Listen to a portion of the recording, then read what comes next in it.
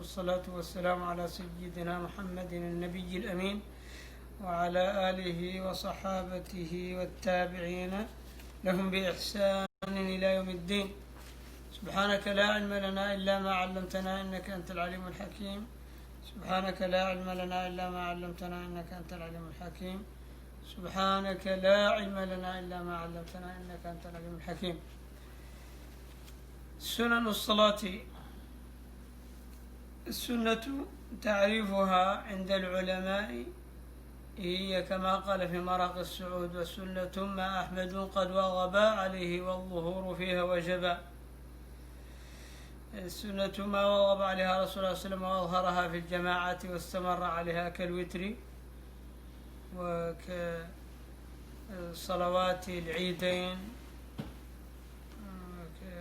وكصلاة الاستسقاء، أي السنن. أما الأشياء التي فعلها وتركها أحيانا فهذا يدل على أنها ليست بالسنة. والفرق بين السنة والواجب أن الواجب جاء دليل على التحذير من تركه والعقوبة، وأن السنة لم يأتي على ذلك دليل قوي كمثل الواجب. All praise is due to Allah. May His peace and blessings be upon the Prophet Muhammad and his family and companions and followers until the day of judgment. Glory be to you, O Allah. We have no knowledge except that which you have taught us, and indeed you are the all-knowing and the all-wise. We have reached the sunnahs of the prayer. And the sunnahs here, before we mentioned the preferred, the mandub, the sunnah here is what is referring to the things the Prophet ﷺ, as we mentioned before, urged people to do, and he used to do himself consistently and persist upon those things. And he did those things publicly. So these sunnahs in the prayer then are of this nature. والفرق بينها وبين الواجب أن الواجب دليل على أن تركه فيه العقوبة.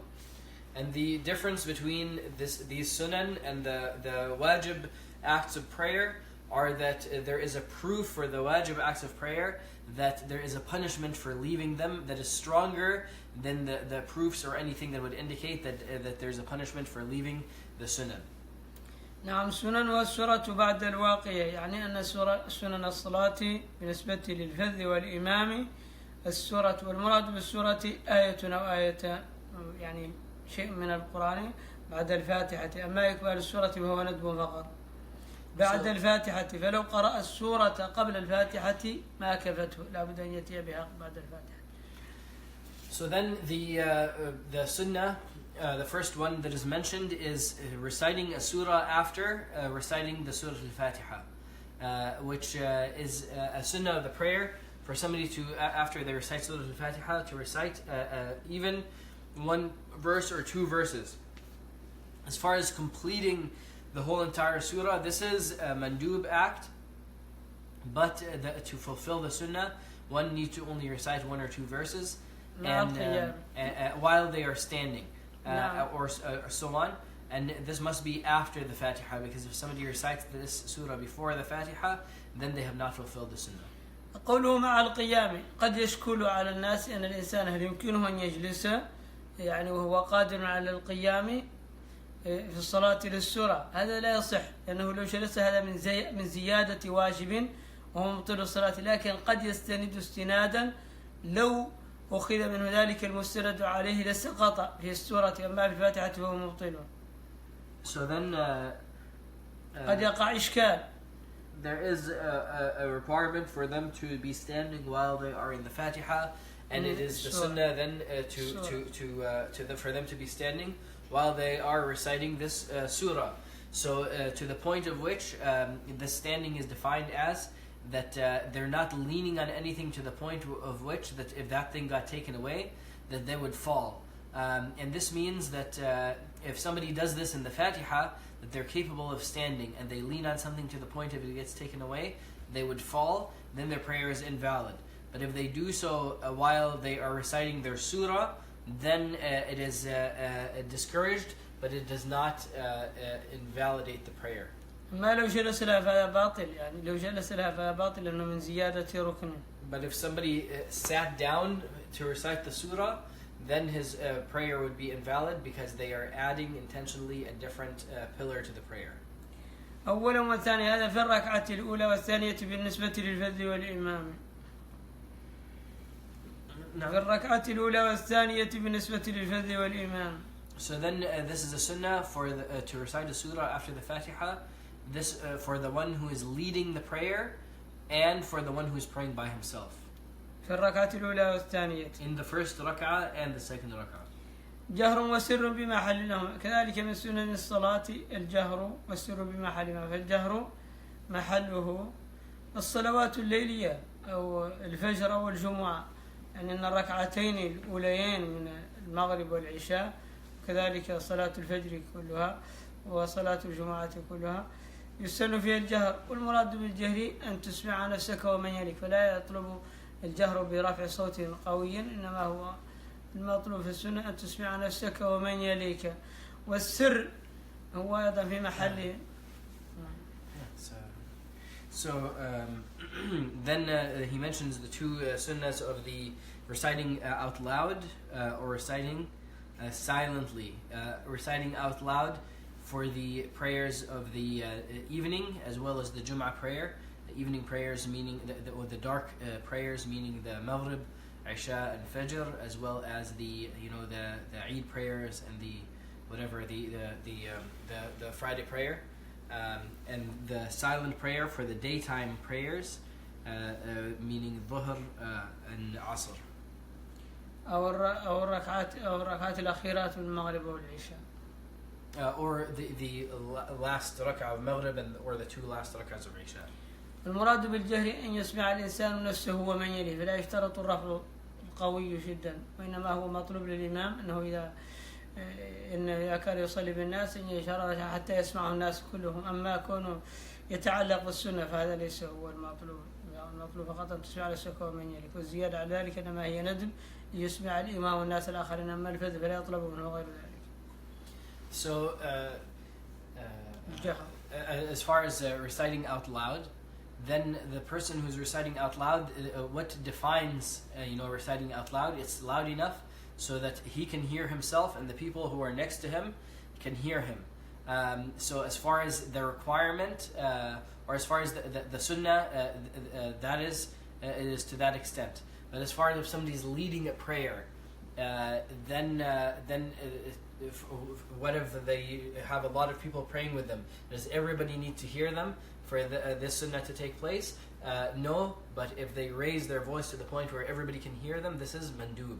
But as far as a person who's praying by himself, a loud prayer, then he should. It's not mandub, to raise his voice beyond what would make him hear it and the people next to him. السر هو الجهر هو القراءة بخفية، لكن يطلب في السر أن لا يكون أقل ممن يسمع نفسه، لأن الإمام الشافعي رحمه الله تعالى يقول إن القراءة إذا لم يسمع الإنسان فيها نفسه لا تعد قراءة، فيندب الخروج من ذلك الخلاف. فالسر المطلوب به أن لا يسمع من يليه، أما يسمعه نفسه فهذا مطلوب. So then, as far as the silent recitation, there is a difference of opinion as to what defines it, and Imam Shafi'i's opinion is to the point that he said, if a person isn't able to hear themselves reciting, then this is not counted as recitation. So the recitation is not even counted. So for somebody to get out of this difference of opinion, then he should recite silently to the point, but to the point, not too silent to the point where they can't even hear themselves. نعم، هو المندوب في مذهب مالك أن تسمع نفسك لأجل أن تخرج من الخلاف. It is mandub in the Maliki madhab to be able to hear yourself when you're reciting silently, so that you can get out of the difference of opinion and you'll be good regardless of which opinion is correct. تكبيره إلا الذي تقدم، كذلك التكبيرات كلها كل واحدة منها سنة إلا تكبيرة الإحرام، كذلك سمع الله لمن حمده أيضا سنة للفذ والإمام. So also the takbir, besides the first takbir, the starting takbir, takbirat al-ihram, where it makes everything forbidden but the prayer, then that takbir is required. But as far as the other takbiras, the takbirat al-intiqal, moving between the motion to motion, as well as saying Sami Allahu liman hamida when somebody is rising from ruku', these are a sunnah. كل التشهد يعني أن التشهدات كلها سنة. يعني التشهد الأول والثاني. كذلك من مضت عليه الصلاة بالجلوس كالمأموم إذا أدرك الركعة الأخيرة من المغرب فإن الصلاة هنا ستكون تمضي بالجلوس كلها من هذه من التشهدات كلها سنة. So all the times one says the tashahhud, which is التشهد الأول والثاني، أو من مضت عليه الصلاة بالجلوس كمثل المسبوق الذي أدرك الركعة الأخيرة من المغرب فإن هذه التشهدات كلها سنة. نعم. تحيات لله إلى أشهد أن لا إله إلا الله وأشهد أن محمدا عبده ورسوله. So then the tashahhud is the recitation of tahiyat lillah all the way up until one says أشهد أن لا إله إلا الله وأشهد أن محمدا عبده ورسوله. That is the tashahhud, and there's the first one after the 2 rak'ahs, and the last one at the 3rd or 4th rak'ah. These are all sunnah to do. يعني كل تشهد الجلوس الأول هذا أيضا السنة، يعني أن التشهد سنة من نفسه والجلوس سنة أيضا. And the sitting for this tashahhud is a sunnah as well.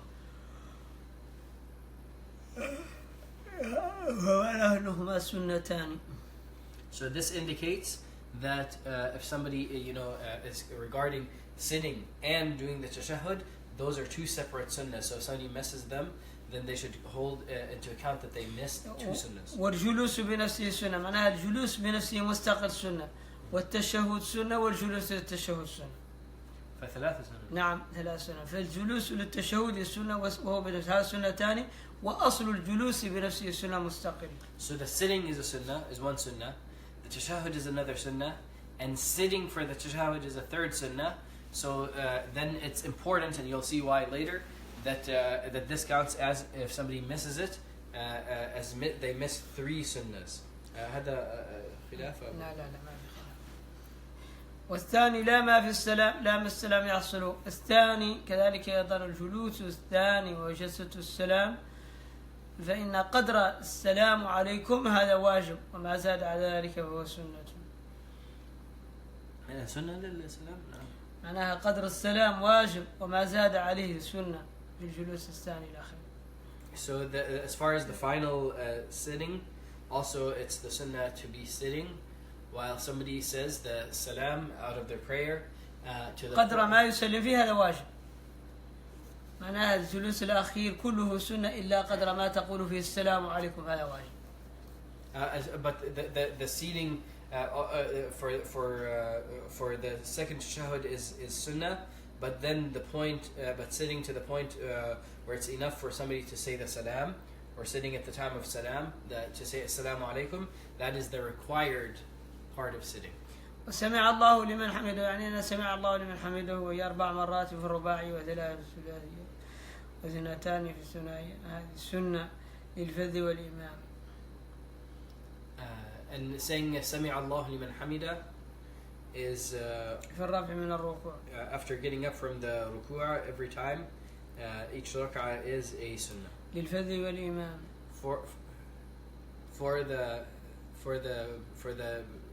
For the person who's leading the prayer and the person who's praying by themselves, not the person being led in prayer.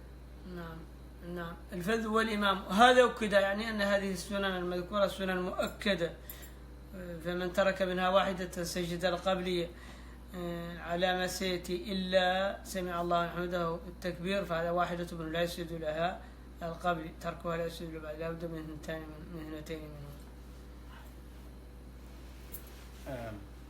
هذه السنن مؤكدات معناها سنن قوية، والفرق بين السنن القوية والمؤكدة وغير المؤكدة، المؤكدة إذا ترك منها واحدة يسجد القبلي، فهم؟ إلا التكبير فإنه لا يسجد القبلي لواحدة منهم وسمع الله لمن حمده. هذا يعني ما ذكر من السنن فهذه السنن المؤكدة.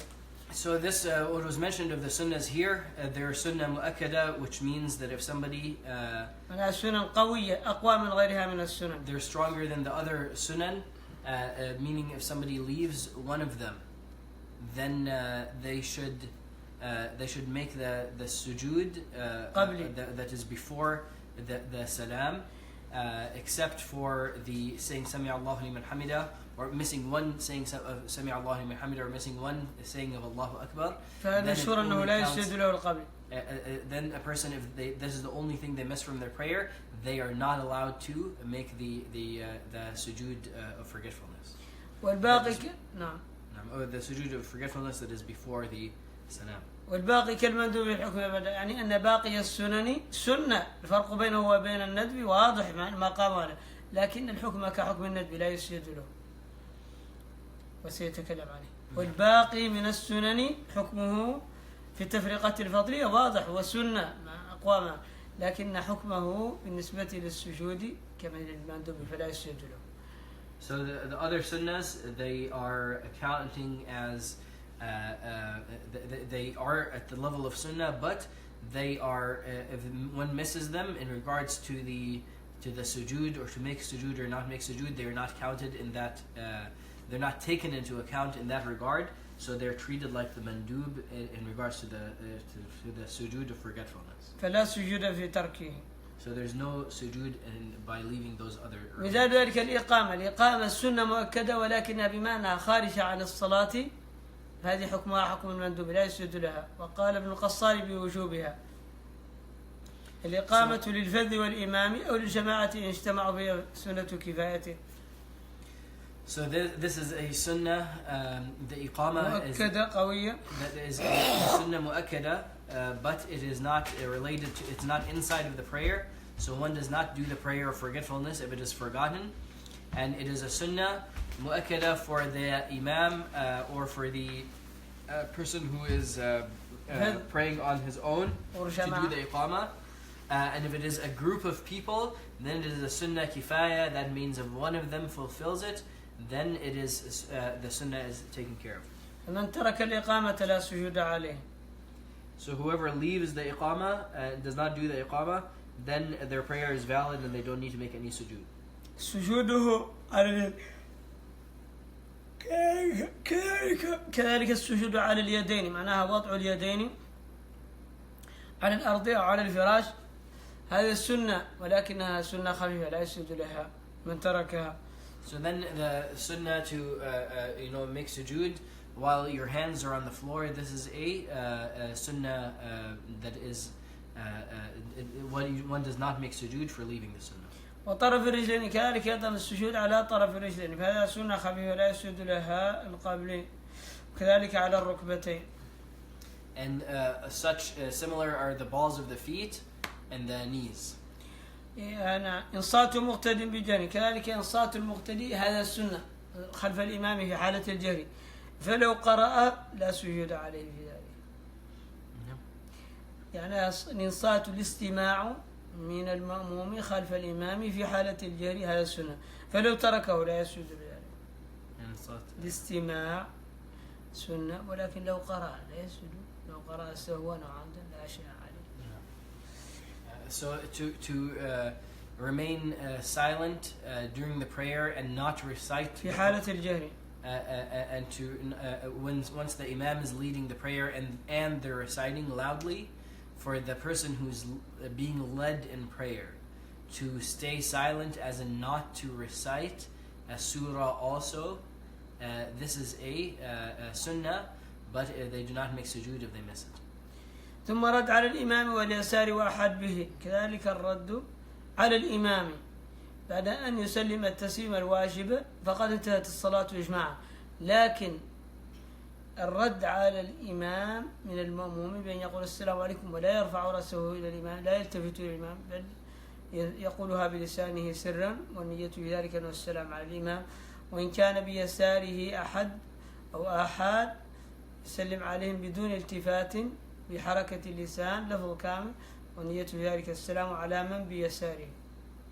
So also similarly, the person who is being led in prayer to respond to the salam of the imam after he has said his assalamu alaikum to his right side and has thus exited their prayer, to say assalamu alaikum now to the imam, and then to say assalamu alaikum to the person who is to their left without turning their head to the left, but with the intention of sending that salam to the person to their left, and this is silently.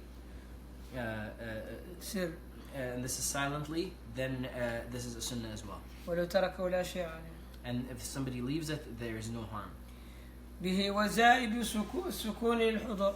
زائد السكون للحضور معناها زيادة على الطمأنينة في الأركان، في الركوع وفي السجود وفي الجلوس بين السجدتين وفي القيام من الركوع، فهذا كله السنة لا يسجد له من تركه. من أتى بالطمأنينة فهذا كفاية. So then the زيادة على الطمأنينة في الأركان. طمأنينة معناها بأن تسكن أعضاء هذا واجب. زيادة على ذلك في الركوع وفي السجود وفي الجلوس هذا السنة، فلو تركه لا شيء عليه.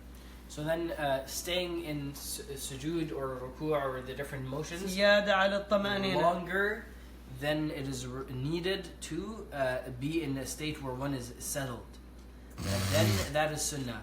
But to be at least in the state where one has settled and has settled into that position, that's the minimum that's required. If somebody does not settle into a position and they're still like basically moving and their movement is not completed, and they move on to the next thing without completing their movement and settling into their place, then they have not completed the obligatory. شكون الحضور سترته غير مقتدين خاف المرور. كذلك أيضا من السنن التي من تركها لا يسجد شيئا ساترة، فهي سنة وقيل أنها ندب، معناها من خاف المرور يعني يندب له ويسن أن يجعل أمامه ساترة، وهنا ذهب على القول بالسنية ولكن لا يسجد لها.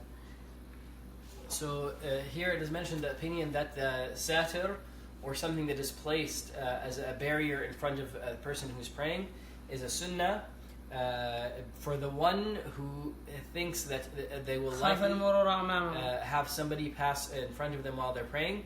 They're praying in a public place if people are passing by. Then it is the sunnah for them to place something in front of them for the one who does think that somebody is going to pass by. جهر السلام كذلك أيضا الجهر بالسلام للإمام والمأموم. السلام عليكم هذا أيضا سنة، فلو ترك ذلك الجهر ما فعل أي سجود.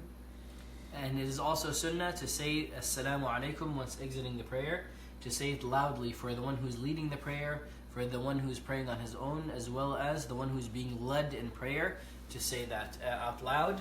And if the person does not say it out loud, then his prayer is valid and he doesn't need to make anything up. كلمة التشهد كذلك أيضا تخصيص التشهد دون غيره من التشهدات، لأن التشهد الذي يراه مالك والتشهد الذي كان يرويه عمر أمام الصحابة على المنبر، والصحابة متفقون على ذلك، فلذلك رأى الإمام مالك أن تخصيص هذا التشهد دون غيره من التشهدات سنة خفيفة، وهو ما رواه الإمام مالك في الموطأ: التحيات لله الزاكيات لله الطيبات الصلوات لله، السلام عليك أيها النبي ورحمة الله وبركاته، السلام علينا وعلى عباد الله الصالحين، أشهد أن لا إله إلا الله وأشهد أن محمدا عبده ورسوله. تخصيص هذا التشهد دون غيره من التشهدات هذه سنة خفيفة، فلو قرأ غيره من التشهدات لما أداه ذلك إلى السجود. So then it is the sunnah تخصيص هذا التشهد to specify the salah on the Prophet sallallahu alaihi wasallam. هاي التشهد ليس الصلاة. The tashahhud, to specify the tashahhud of at-tahiyatullah, zakiyatullah, tayyibatullah, that the particular type of tashahhud that was mentioned by Imam Malik. تخصيصه دون غير من التشهدات السنة الخفيفة. To make that a particular tashahhud is a sunnah as well. That is a light sunnah that if one does not miss it, if one misses it, and they make another tashahhud, and there's many valid tashahhuds, their prayer would still be valid and they would not have to make anything up. ونصلي على محمد كذلك أيضا الصلاة على النبي صلى الله عليه وسلم في الجلسة الأخيرة سنة، ولكن من تركها لا يسجد القبلية. أما الصلاة على النبي صلى الله عليه وسلم في الجلسة الوسطى فهي ندب ليست سنة على الصحيح، وقيل إنها مكروه لكن الصحيح أنها مندوبة. يعني الصلاة على النبي صلى الله عليه وسلم نعم الجلسة الأخيرة هي سنة خفيفة، فإذا ترك على شيء. أما في الجلسة الأولى فعلى القول المشهور إنها سنة، وقول آخر أنها مكروه. وأكدت صلاتنا على النبي في الجلسة الأولى على الذي اشتبه على الذي اختير. So as far as the sending salawat on the Prophet ﷺ, which after the tashahhud, after the tashahhud, for somebody to say Allahumma salli ala Muhammad wa ala ali Muhammad and so on. That is a sunnah without difference of opinion as far as the final tashahhud, that the last rak'ah that somebody does that salah on the Prophet ﷺ. As far as in the prayers that there is a middle tashahhud, it is there's a difference of opinion whether it is a sunnah to recite the salah on the Prophet ﷺ in that also. ليس سنة. هل مندوب أو مكروه؟ الصحيح أنه مندوب.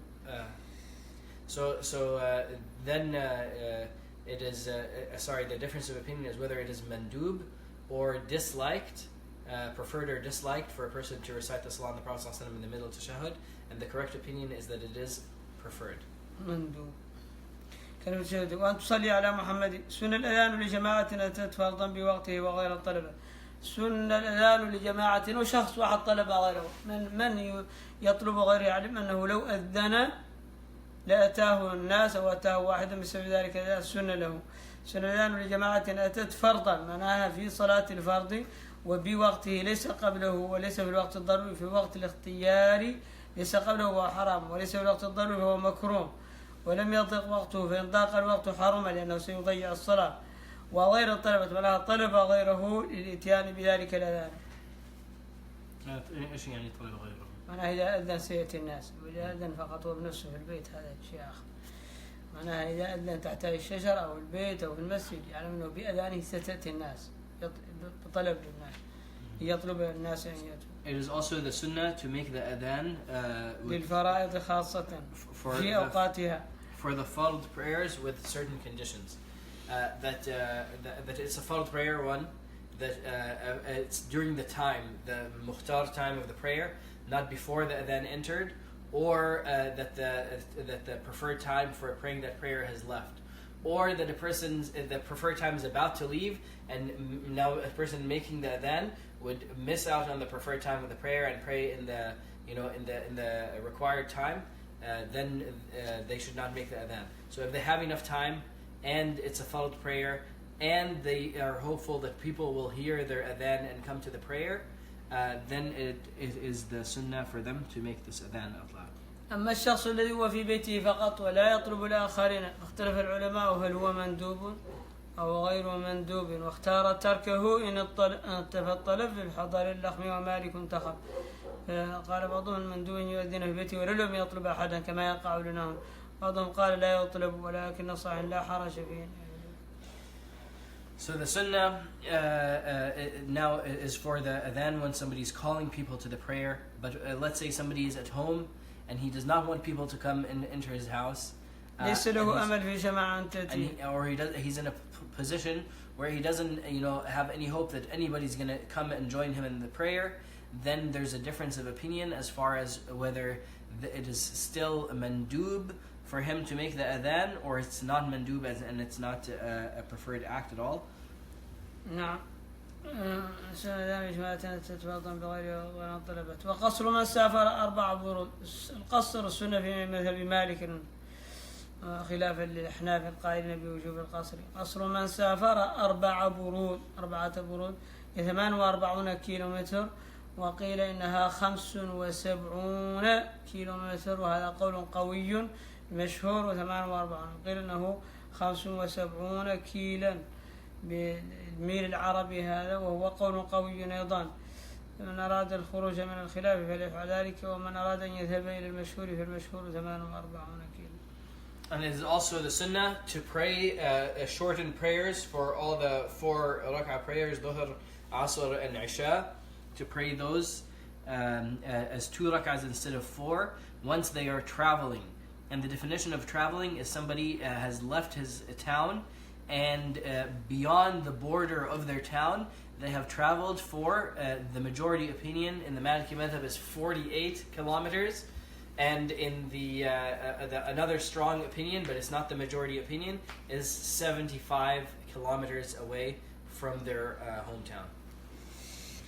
No. So whoever wants to, take the safe route, then they should wait until 75 kilometers. But whoever wants to go, the popular opinion of the madhab is 48 kilometers. أنه أصلا صار ظهرا الشنق أصلا إلى حين يعود. معناه يقصر إلى أن يرجع إلى مكانه الذي بدأ فيه القصر. So a person, then it is the sunnah, if somebody has traveled that many miles or that many kilometers beyond the boundaries of their town, is for them to pray these shortened prayers until they return to their town.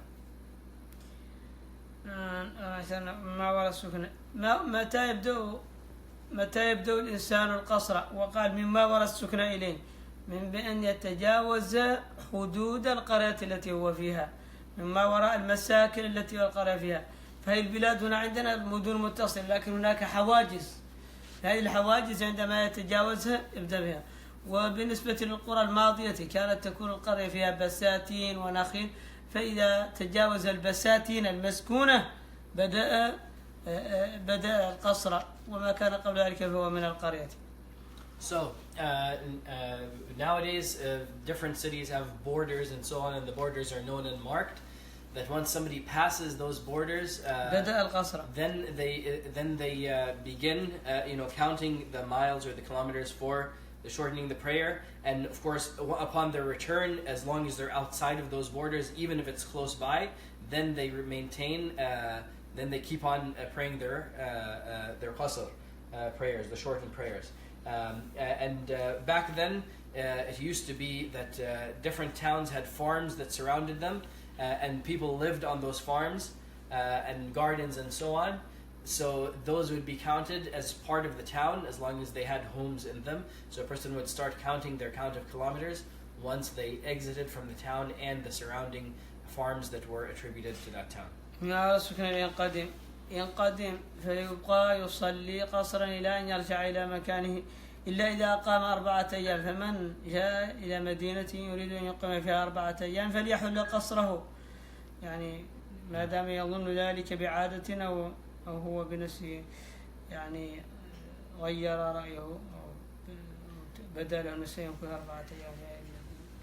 So if a person comes to a town, if a person it goes beyond those amount of kilometers, and they then beyond the borders of their town, then they're in a state of qasr. So whether they come back 50 kilometers, 20 kilometers, however many, as long as they don't re-enter the town, then they stay upon qasr, unless they reach another town and they intend to stay in that town for more than 4 days, or for 4 days or more, then they should stop doing their qasr prayer.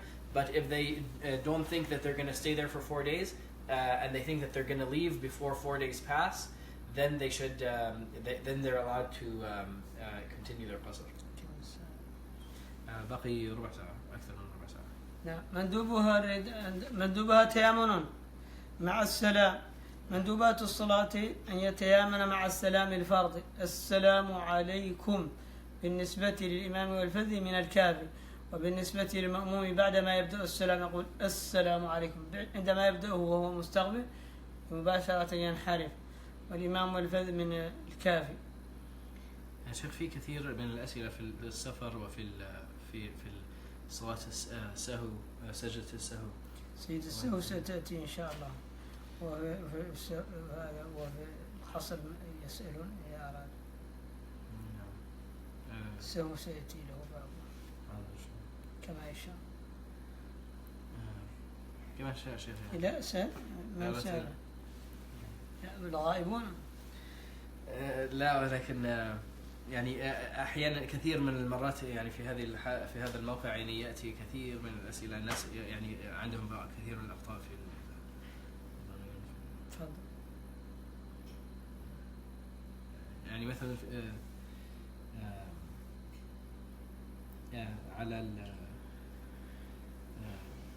على مثلا السفر الذي يشتغل ويذهب، يعني لابد أن يكون السفر مباحا كما لأصحاب التجارات والأسفار في طلب فرض العين أو واجب كفرض العين وبر الوالدين، أو مندوب كزيارة صالح، أو فرض كما قلنا كالحج والسنة كالعمرة، مندوبات كزيارة الصالحين وزيارة الأحباب في الله تعالى.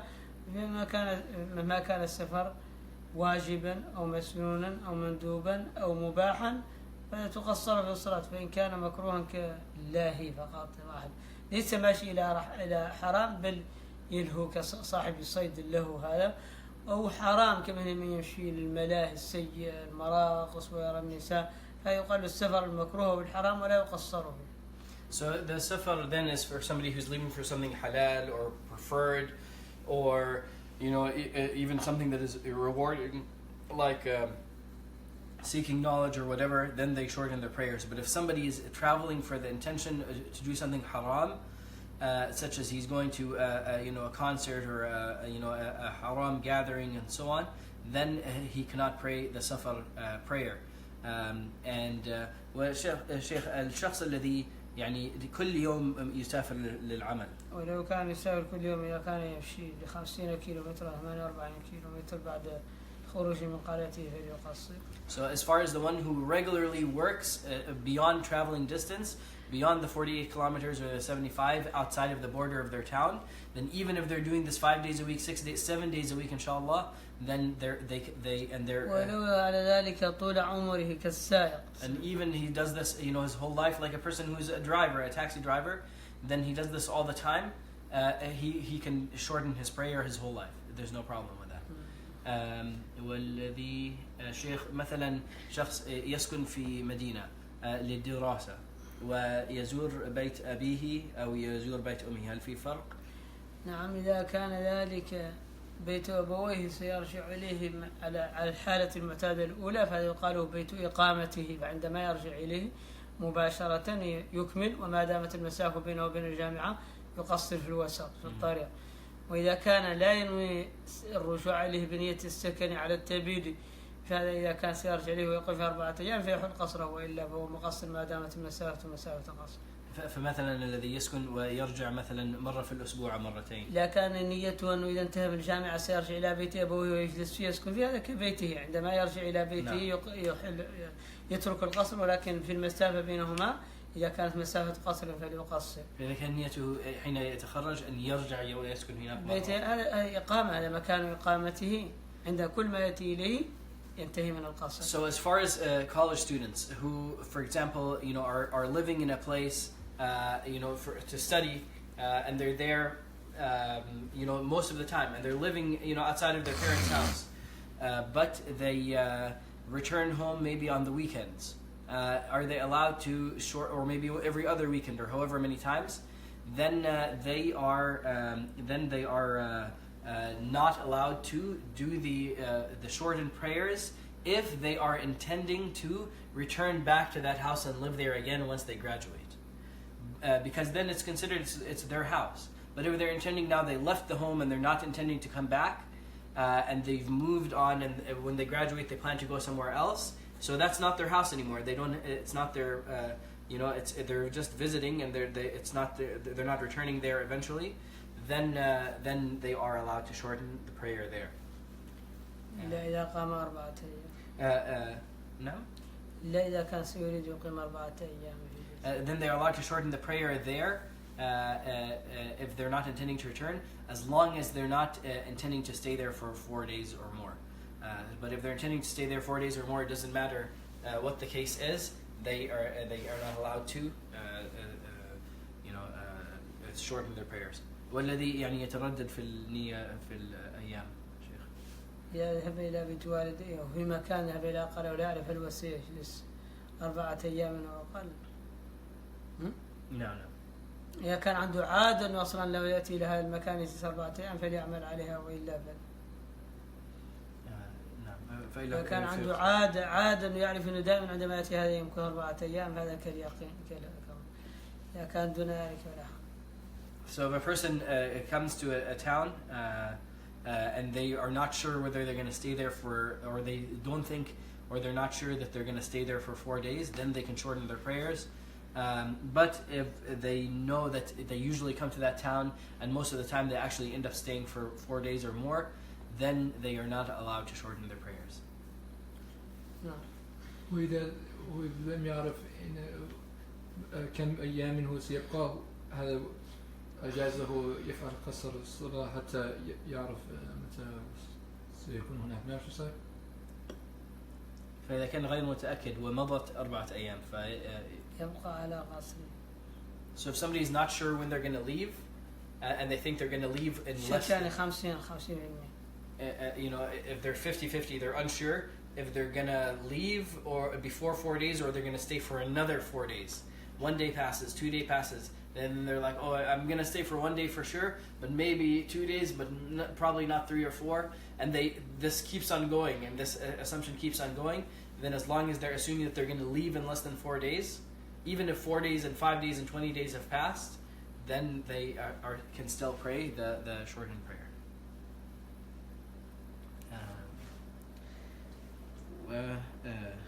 الساعة سيأتي خلاص. جزاك الله خير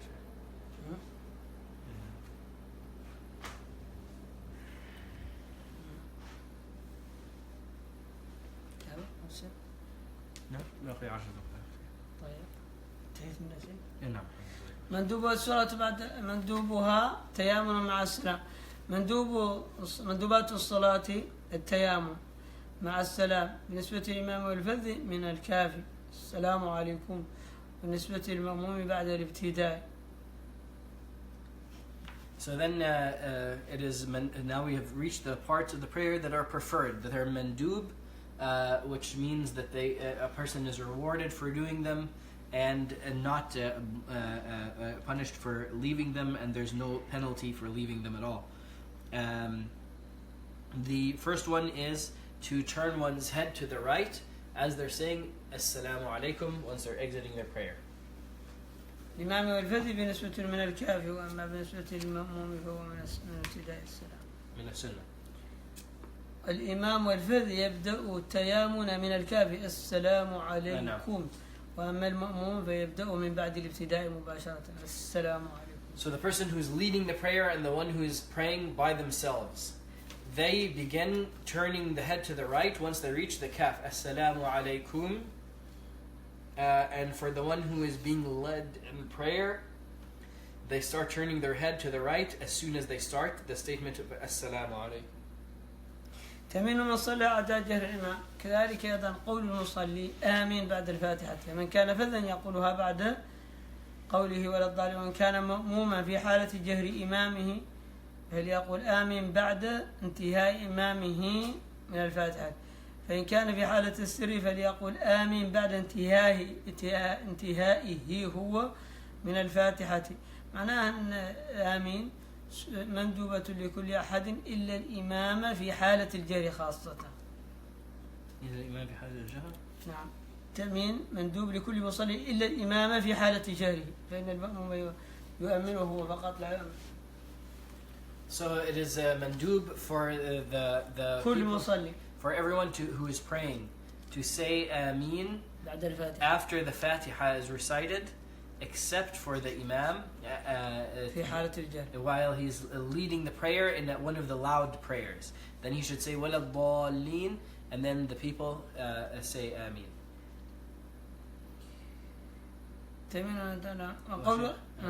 كيفية الآمين آمين آمين بفتح الهمزة ومدها والميم مخففة ومعناها استجب لنا يا ربنا. فمن يقول آمين هذا لحن، لأن الله تعالى يقول آمين البيت الحرام معناها قاصدين البيت الحرام، وآمين معناها استجب لنا اسمه فعل بمعنى استجب لنا آمين. So it is said Ameen, not Ameen, or saying it incorrectly. And this means, oh Allah, accept this dua of ours, or accept for us.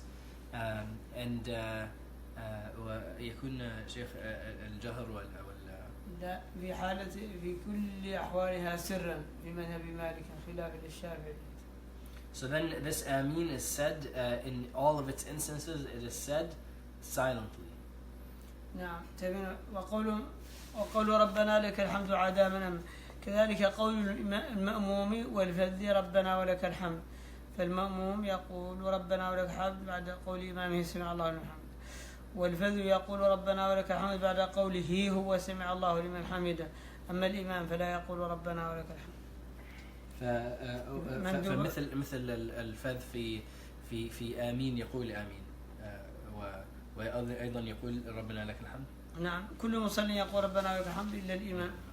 قول ربنا لك الحمد عدا من أما. So then, as far as the Ameen, it is silent in the Maliki madhab and Hanafi madhab. As far as the Shafi'i madhab, it is said out loud.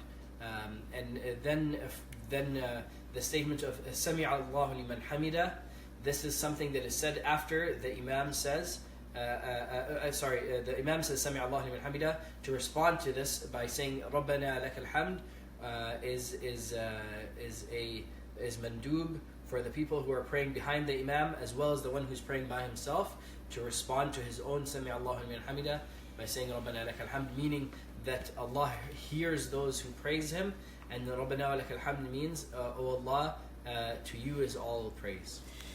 والقنوت في الصبح بدأ كذلك أيضا القنوت وهو الدعاء هنا في الصبح. أنا مندوب القنوت بعد السورة في الركعة الأخيرة قبل الركوع في صلاة الصبح خاصة. فكل دعاء يأتي بالندب، ولكن المندوب خاص هو الاتيان بالقنوت المعروف، الاتيان بالدعاء المندوب، وكونه اللفظ الوارد وهو اللهم إنا نستعينك ونستغفرك ونؤمن بك ونتوكل عليك ونخنع لك ونخلع ونترك من يكفر بك، اللهم إياك نعبد ولك نصلي ونسجد وإليك نسعى ونحفد نرجو رحمتك ونخاف عذابك الجد إن عذابك بالكافرين ملحق، وفي رواية ملحق. هذا القنوت بنفسه وكونه بعد السورة في الركعة الأخيرة من الفجر هذا ندب، كل من هذه ندب خاص. So then, to make the qunut in the fajr, in the subh prayer, to do it before getting into ruku', after reciting the Fatiha and the Surah in the second rak'ah, to recite it while still standing silently by the Imam and those who are following the Imam as well. It is mandub to make any dua for qunut, and then there's a specific dua qunut which is preferred by itself, to choose that as the dua to make for qunut, which the Shaykh mentioned what dua it was. أريد وتسبح السجود والركوع سدل اليدين تكبيرهم عشرة. الرداء مندوب لكل مصل أن يجعل شيئا على كتفه، لكن أفضل أن يكون الرداء 6 أذرع طولا و3 أذرع عرضا. So then it is preferred to الذراع هو تقريبا المتر. الذراع هذا مثلها متر في الطول ومتر ونصف. So as far as the الرداء لكل مصل وهو ما يضع الثوب الزايد يضعه على كتفه. So as far as the people who are leading or being led in prayer, for all the people who are praying, it is preferred to have a piece of cloth on one's shoulder when they are praying, and any type of cloth would suffice, but it is preferred to have one that is 6 meters by 3 meters. إذن وتسبيح السجود والركوع، كذلك أيضا التسبيح في حالة السجود مندوب، وكذلك التسبيح في الركوع. والإمام شيخ الرداء مندوب لكل مصلي، لكن يتأكد في حق أئمة المساجد. هل يكره الإمام مكروه أن يصلي بدون رداء؟ نعم، خصوصا إذا كان راتبا. So then it is disliked for the Imam to lead the prayer without having a rida, which is a cloth. This is a imama, but so this is not the right dimensions. But it's a longer. This is 3 meters by 1 meter, or 1.5, something like that. But the rida would be 6 meters by 3 meters. So it is preferred for anyone who's praying to have that with them, and it is disliked for the Imam to not have something over a rida over their shoulders, and especially if he is the appointed Imam of a masjid. 6 أذرع معناها ليس 3 متر في الطول و3 أذرع وهو 1.5 متر في العرض. معناها 6 أذرع ليس 6 متر، 6 أذرع في الطول و3 أذرع في العرض. نعم، 6 أذرع كم متر يعني 3 متر يعني. نعم بالطول. So it would be 3 meters and by 1.5 meter for a rida. والسجود والركوع. كذلك التسبيح في الركوع والسجود هذا مندوب في الركوع، يقول سبحان ربي العظيم سبحان ربي العظيم وسبوح قدوس رب الملائكة والروح. وبالسجود سبحان ربي الأعلى سبحان ربي الأعلى بحمده وسبحانك ربي وعلمت السجود ما كثيرا أي نوع من التسبيح. Also, it is mandub to do the tasbih during the prayer, during the ruku' and during the sujood. During the ruku' like Subhana Rabbi al-Azim or Subuh Qudus Rabb al-Malaikah wal-Ruh, or the other ones the Shaykh mentioned. Any type of tasbih is mandub during this time. هل يستحب أن تغير الأنواع التسبيح؟ لا حرج. سلو يد تكبيرهم عاشر، وإن شاء الله سنتكلم على الصدر الدرس الآتي لأنه فيه بحث. وأقول قولي هذا وأستغفر الله لي ولكم. سبحان ربك رب العزة عما يصفون والسلام على المرسلين والحمد لله رب العالمين. ربنا ظلمنا أنفسنا ربنا ظلمنا أنفسنا ربنا ظلمنا أنفسنا وإن لم تغفر لنا وترحمنا لنكون من الخاسرين.